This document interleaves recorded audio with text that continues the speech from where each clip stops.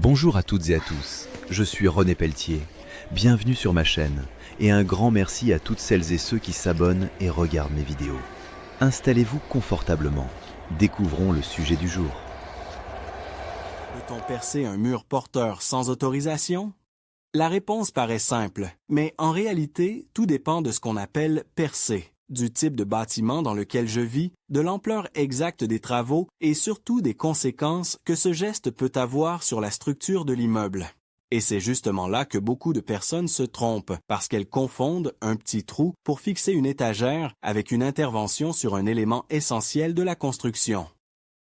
Dans cette vidéo, je vais expliquer clairement ce qu'il est possible de faire, ce qui est interdit, ce qui exige une autorisation et surtout pourquoi une erreur sur un mur porteur peut coûter énormément plus cher qu'on ne l'imagine, même si au départ, il ne s'agissait que d'un petit perçage. Si vous pensez qu'un simple trou dans le mur ne regarde que vous, vous allez voir que ce n'est pas toujours vrai et que les conséquences peuvent aller de la remise en état à des conflits avec la copropriété, l'assurance, les voisins, voire à des problèmes de sécurité très sérieux. Quand je parle de mur porteur, je parle d'un mur qui participe à la stabilité du bâtiment. Ce n'est pas une simple cloison qui sert à séparer deux pièces. Un mur porteur supporte des charges, transmet le poids des planchers, de la toiture ou d'autres éléments de structure, et il contribue à l'équilibre général de l'ouvrage. C'est pour cela qu'on ne le traite jamais comme un mur ordinaire. Le premier point important, c'est donc de comprendre que la vraie question n'est pas seulement « ai-je le droit de faire un trou ?», mais « mon intervention modifie-t-elle ou affaiblit-elle un élément structurel ?» Tant que cette distinction n'est pas faite, on risque de prendre une décision légère sur un sujet qui ne l'est pas du tout. Il faut d'abord distinguer plusieurs situations, parce que dans la pratique, le mot percer est utilisé pour des interventions très différentes. Si je perce un tout petit trou ponctuel pour une cheville, pour suspendre un cadre, une tringle ou un meuble léger, on n'est pas dans la même logique que si je fore plusieurs trous de gros diamètre, si j'installe une hotte avec conduit, si je fais passer des réseaux, ou pire, si je commence à ouvrir, saigner, entailler ou déposer une partie du mur. Juridiquement et techniquement, ce n'est pas la même chose. Un petit perçage superficiel n'a pas le même impact qu'un percement profond ou répété. Mais même un petit trou dans un mur porteur ne doit jamais être banalisé si je ne suis pas certain de ce qu'il y a dedans, parce qu'un mur porteur peut contenir des armatures, des gaines, des réseaux, et selon sa nature, béton armé, pierre, briques ou parpaing, les risques ne seront pas les mêmes. Si je suis propriétaire d'une maison individuelle, la liberté est plus grande que dans un appartement en copropriété, mais elle n'est pas absolue. Beaucoup de gens pensent que puisque le mur est chez eux, ils font ce qu'ils veulent. Ce n'est vrai qu'en partie. Oui, dans une maison individuelle, je peux souvent réaliser des travaux sans demander l'accord d'une copropriété puisqu'il n'y en a pas. Mais cela ne veut pas dire que je peux toucher à la structure sans précaution. Dès qu'un percement important est envisagé dans un mur porteur, il faut se poser la question de la sécurité, des règles d'urbanisme dans certains cas, de l'assurance et de la responsabilité en cas de dommage.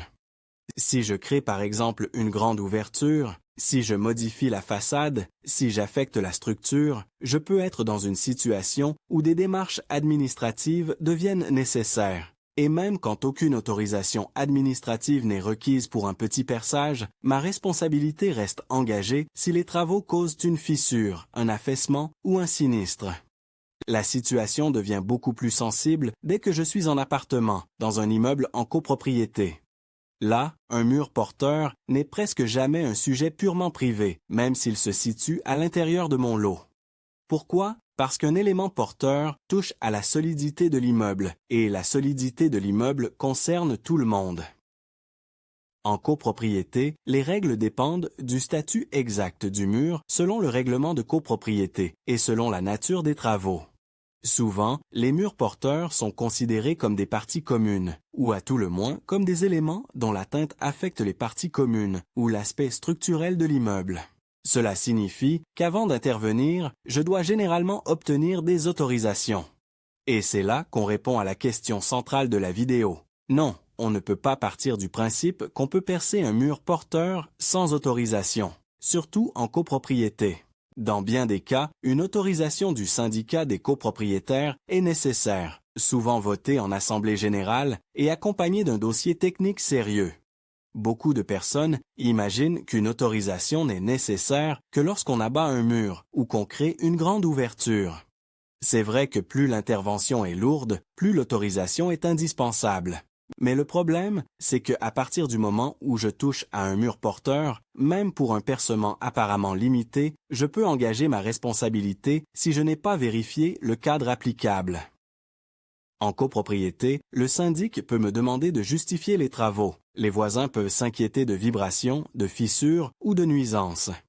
Si un dommage apparaît plus tard, on peut me reprocher d'avoir agi sans validation. Et ce qui était au départ un simple projet d'aménagement intérieur peut devenir un litige complexe. Il faut aussi comprendre qu'il existe une différence entre l'autorisation administrative et l'autorisation de la copropriété. Ce sont deux choses distinctes. Je peux avoir besoin de l'une, de l'autre, des deux ou d'aucune selon les cas. L'autorisation administrative concerne la mairie et les règles d'urbanisme. Elle intervient surtout lorsque les travaux modifient l'aspect extérieur, la façade, les ouvertures ou, dans certains cas plus larges de transformation. L'autorisation de la copropriété, elle, concerne le fonctionnement de l'immeuble et la protection des parties communes et de la structure. Ainsi, même si la mairie ne me demande rien pour un travail intérieur, la copropriété peut exiger une autorisation formelle. Inversement, avoir l'accord de la copropriété ne dispense pas de respecter les règles administratives si elles s'appliquent. Le point essentiel, c'est la nature exacte du percement. Si je parle d'un trou ponctuel de faible diamètre pour une fixation légère, on est souvent dans une zone grise pratique, où beaucoup de gens agissent sans formalité. Mais ce n'est pas parce que c'est fréquent que c'est toujours sans risque ou sans règle. D'abord, il faut être sûr qu'il s'agit bien d'un petit trou n'affectant pas la structure. Ensuite, il faut vérifier que je ne perce pas dans un élément sensible, comme une armature dans du béton armé. Enfin, même pour un perçage réduit, si le règlement de copropriété impose certaines précautions ou si l'intervention fait partie d'un ensemble de travaux plus importants, je ne peux pas raisonner comme si c'était un geste anodin. En revanche, dès qu'on parle de carottage, de percement traversant, de percement répété, de réservation pour passage de conduit ou d'ouverture partielle, alors là, il devient très difficile de soutenir qu'aucune autorisation ni étude ne sont nécessaires. Techniquement, le danger vient du fait qu'un mur porteur est calculé pour reprendre des charges. Quand je retire de la matière, quand je crée des concentrations d'efforts, quand je fragilise localement une zone ou que je coupe des armatures, je peux modifier le comportement mécanique du mur. Ce n'est pas forcément visible immédiatement, et c'est d'ailleurs ce qui rend la situation trompeuse. On peut percer aujourd'hui, constater qu'il ne se passe rien sur le moment, puis voir apparaître plus tard des fissures, des déformations, des désordres dans son appartement ou chez les voisins. La structure d'un bâtiment fonctionne comme un ensemble. Ce que je fais sur un point peut avoir des effets ailleurs. C'est pour cela qu'en présence d'un mur porteur, la prudence impose presque toujours de demander au moins un avis technique avant d'agir. Quand j'entends « sans autorisation », je pense aussi à une autre dimension, l'assurance. Si je réalise des travaux sur un mur porteur sans validation adaptée et qu'un sinistre survient, mon assureur peut examiner de très près les conditions dans lesquelles les travaux ont été entrepris. En cas de dommage aux tiers, aux voisins ou aux parties communes, la question de la faute peut se poser. Si les travaux ont été réalisés sans étude, sans autorisation requise, sans entreprise compétente ou en contradiction avec le règlement de copropriété, cela peut compliquer fortement la prise en charge. Et même si l'assurance intervient dans un premier temps, elle peut ensuite rechercher des responsabilités. Le coût d'une réparation structurelle, d'une expertise, d'une procédure et d'une remise en conformité peut être énorme. Il faut aussi parler du rôle des professionnels. Pour savoir si je peux percer un mur porteur, la première étape sérieuse consiste à identifier avec certitude la nature du mur. Beaucoup de personnes se trompent. Elles pensent qu'un mur est porteur parce qu'il est épais ou au contraire qu'il ne l'est pas parce qu'il sonne creux par endroits. Ce sont des indices, pas des certitudes. La lecture des plans peut aider, mais les plans disponibles ne sont pas toujours à jour et tous les particuliers ne savent pas les interpréter. Le plus prudent est de faire vérifier par un professionnel compétent, souvent un architecte, un ingénieur structure ou un bureau d'études selon l'ampleur du projet. Si je veux simplement fixer un objet léger et que tout indique qu'il s'agit d'un petit perçage sans impact, je ne vais peut-être pas monter un dossier complet. Mais si j'ai le moindre doute, ou si le perçage est important, il faut arrêter les suppositions et demander une vraie analyse. Dans une copropriété, le chemin raisonnable est le suivant. Je vérifie le règlement de copropriété, je contacte le syndic, j'explique précisément la nature des travaux envisagés et, si nécessaire, je fais établir un dossier technique. Ce dossier peut comporter une note d'un ingénieur, des plans, une description du procédé de percement, les mesures de sécurité, voire les conditions de reprise de charge si une ouverture est créée. Ensuite, selon les cas, la question est mise à l'ordre du jour de l'Assemblée générale. Beaucoup de copropriétaires voient cela comme une lourdeur administrative, mais il faut comprendre la logique. Si chacun commence à intervenir librement sur les murs porteurs, c'est toute la sécurité de l'immeuble qui est menacée. L'autorisation n'est donc pas une formalité arbitraire, c'est une protection collective. Je veux insister sur un point souvent mal compris. Le fait que le mur soit situé à l'intérieur de mon appartement ne signifie pas forcément qu'il m'appartient librement au sens des travaux structurels. En copropriété, on distingue les parties privatives et les parties communes, mais certains éléments techniques, même à l'intérieur d'un lot, relèvent d'un régime particulier en raison de leur fonction. Un mur porteur sert l'ensemble de l'immeuble, pas seulement la pièce dans laquelle il se trouve. C'est pourquoi la décision de l'altérer ne dépend pas seulement de la volonté du propriétaire du lot. Et même si le règlement de copropriété n'est pas limpide, dès que la structure est concernée, la prudence veut qu'on considère le sujet comme collectif. Il y a aussi les conséquences vis-à-vis des voisins. Supposons que je perce sans autorisation un mur porteur pour faire passer un conduit, installer un climatiseur, élargir un passage ou intégrer un meuble lourd avec ancrage multiple. Les travaux génèrent du bruit, des vibrations, de la poussière. Les voisins se plaignent. Puis quelques semaines plus tard, une fissure apparaît dans l'appartement mitoyen ou au plafond de l'étage inférieur. Même si je ne suis pas immédiatement certain du lien entre mon percement et le dommage, j'entre dans une zone de conflit. On peut demander une expertise. Le syndic peut intervenir. Les assurances peuvent se saisir du dossier. Si je n'ai ni autorisation ni étude préalable, ma position devient très fragile. À l'inverse, si j'ai suivi la procédure, fait intervenir des professionnels et obtenu les accords nécessaires, je suis dans un cadre beaucoup plus sécurisé.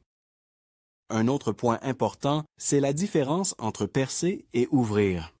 Beaucoup de gens posent la question du percement alors qu'en réalité, ils veulent créer une trémie, une ouverture de porte, un passe-plat ou agrandir un accès entre deux pièces. Là, il ne s'agit plus d'un simple perçage.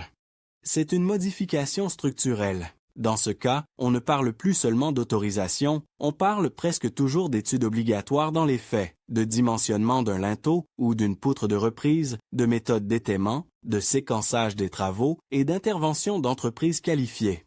Faire cela sans autorisation, notamment en copropriété, est une très mauvaise idée. Et même en maison individuelle, le risque technique est tel qu'il serait irresponsable d'improviser.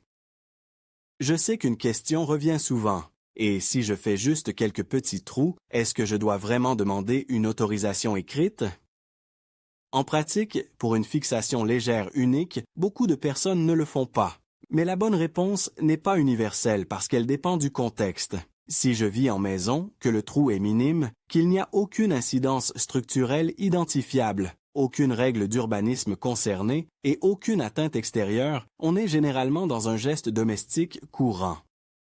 En revanche, si je suis en copropriété, si je multiplie les trous, si le support est du béton armé, si je fixe un équipement lourd, si le percement est traversant ou si des réseaux sont concernés, je ne peux plus traiter cela comme un simple bricolage. Le problème n'est pas seulement la taille du trou, mais son effet potentiel et le cadre juridique de l'immeuble. Il faut également considérer les règles de l'art. Même quand un petit perçage est autorisé ou toléré, il doit être fait correctement. Utiliser le mauvais outil, choisir une mauvaise profondeur, percer trop près d'une arête, créer des impacts dans un béton fragilisé ou toucher une armature peuvent provoquer des désordres. Et dans certains murs anciens, notamment en pierre ou en maçonnerie hétérogène, un perçage mal réalisé peut déchausser localement des éléments. Ce n'est pas parce que le mur tient depuis 50 ans qu'il réagira bien à une intervention hasardeuse. Plus un bâtiment est ancien, plus il faut être prudent, car la structure réelle peut être différente de ce qu'on imagine.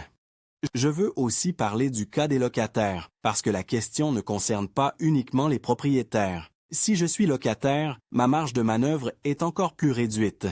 Même pour des travaux intérieurs, je ne peux pas toucher librement à un mur porteur comme si j'étais chez moi au sens plein. Au minimum, il faut l'accord du propriétaire, et si le logement est en copropriété, cela ne remplace pas les autorisations éventuellement nécessaires côté copropriété. Un locataire qui perce de manière significative un mur porteur sans accord prend un risque contractuel évident, en plus du risque technique. À la sortie, il peut y avoir remise en état, retenue, litige et, bien sûr, responsabilité en cas de dommage. J'insiste également sur le fait que l'absence de réaction immédiate ne prouve rien. Beaucoup de travaux irréguliers passent inaperçus au départ. Ce n'est parfois qu'au moment d'une vente, d'une expertise, d'un dégât des eaux, d'un chantier voisin ou d'une assemblée générale que le sujet ressort. Si j'ai créé un percement non autorisé dans un mur porteur, l'acquéreur peut demander des explications, le notaire peut s'interroger, un expert peut relever une anomalie, et la régularisation a posteriori peut être beaucoup plus compliquée qu'une demande faite en amont. Parfois, la copropriété peut exiger un dossier technique rétroactif, voire la remise en état si les travaux n'auraient jamais dû être réalisés ainsi. En clair, le fait de ne pas s'être fait remarquer au moment des travaux ne sécurise rien sur le long terme. Sur le plan financier, les gens comparent souvent le coût d'une autorisation, d'une étude ou d'un professionnel avec le coût d'un bricolage maison. C'est un mauvais calcul. Oui, consulter un ingénieur ou faire voter une autorisation prend du temps et coûte de l'argent. Mais comparez cela au risque d'un sinistre structurel, d'une remise en conformité forcée, d'un conflit judiciaire, d'une perte de valeur du bien ou d'un refus d'assurance montre vite que l'économie apparente est illusoire. Dès qu'on touche à un mur porteur, le bon réflexe n'est pas de chercher le moyen le plus rapide, mais le moyen le plus sûr et le plus défendable juridiquement. Une autre confusion fréquente concerne les artisans. Certains particuliers se rassurent en se disant « Si l'entreprise accepte de le faire, c'est que j'ai le droit ». Ce n'est pas ainsi que cela fonctionne. Le fait qu'un artisan soit prêt à intervenir ne vaut ni autorisation de copropriété, ni validation structurelle, ni conformité réglementaire. Il existe d'excellents professionnels très prudents qui refuseront d'intervenir sans étude ou sans accord. Mais il existe aussi des intervenants moins scrupuleux. Au final, si les travaux sont irréguliers, le propriétaire qui les a commandés ne pourra pas simplement dire qu'il a suivi l'avis de l'artisan. Sa responsabilité reste engagée. Il faut donc choisir des entreprises sérieuses, demander des explications claires et ne pas confondre exécution technique et droit d'entreprendre les travaux. Alors, comment décider concrètement si je peux percer ou non? Je commence par qualifier précisément mon projet. Est-ce un trou ponctuel de petit diamètre pour une charge légère ou est-ce un percement technique plus lourd? Est-ce un mur clairement porteur ou seulement supposé tel? Suis-je en maison individuelle ou en copropriété? Les travaux touchent-ils uniquement l'intérieur ou aussi la façade? Y a-t-il un règlement de copropriété, un syndic, des voisins potentiellement concernés? Le bâtiment est-il ancien, en béton armé, en pierre, dans une zone avec contraintes particulières? À partir de là, la ligne directrice est simple. Plus le percement est important, plus le mur est structurel, plus l'environnement est collectif, plus l'autorisation et l'étude deviennent indispensables. Si je devais résumer la logique profonde, je dirais ceci. Dans la plupart des cas, un tout petit perçage domestique sans impact structurel manifeste n'est pas traité comme une opération lourde nécessitant systématiquement un grand formalisme, surtout en maison individuelle. Mais dès qu'il existe un doute sur la structure, que le percement est significatif, qu'il est traversant, qu'il concerne du béton armé, qu'il s'inscrit dans un chantier plus large ou qu'on se trouve en copropriété, agir sans autorisation ou sans validation technique devient une prise de risque inutile. Et lorsqu'on parle non plus de percer, mais d'entailler, saigner, ouvrir ou modifier le mur, la réponse est clairement non. Ce n'est pas quelque chose que je devrais faire sans autorisation adaptée. En réalité, la meilleure question à se poser n'est pas « est-ce que je peux le faire discrètement ?» mais « est-ce que je pourrais prouver demain que j'ai agi correctement ?» Si la réponse est non, c'est qu'il faut s'arrêter et cadrer le projet. Parce que le jour où un voisin conteste, ou une fissure apparaît, ou un expert passe, ou je revends le bien, ou un sinistre survient, c'est la traçabilité de ma démarche qui me protège. Un accord du syndic, un vote d'assemblée générale, un avis d'ingénieur, un devis d'une entreprise compétente, ce sont des éléments qui peuvent faire toute la différence. Donc, pour répondre clairement à la question, peut-on percer un mur porteur sans autorisation? Je dirais que compter sur un droit général de percer librement un mur porteur est une erreur.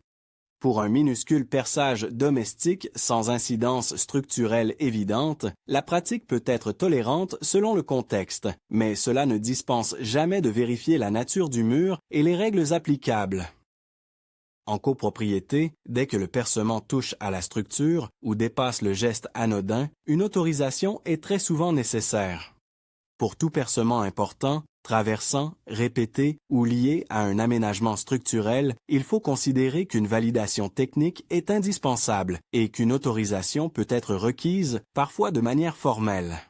En cas de doute, je ne perce pas d'abord pour poser la question ensuite. Je fais l'inverse. C'est plus long, mais c'est la seule façon raisonnable d'éviter de transformer un trou dans un mur en un problème juridique, financier et parfois même sécuritaire beaucoup plus grave que prévu.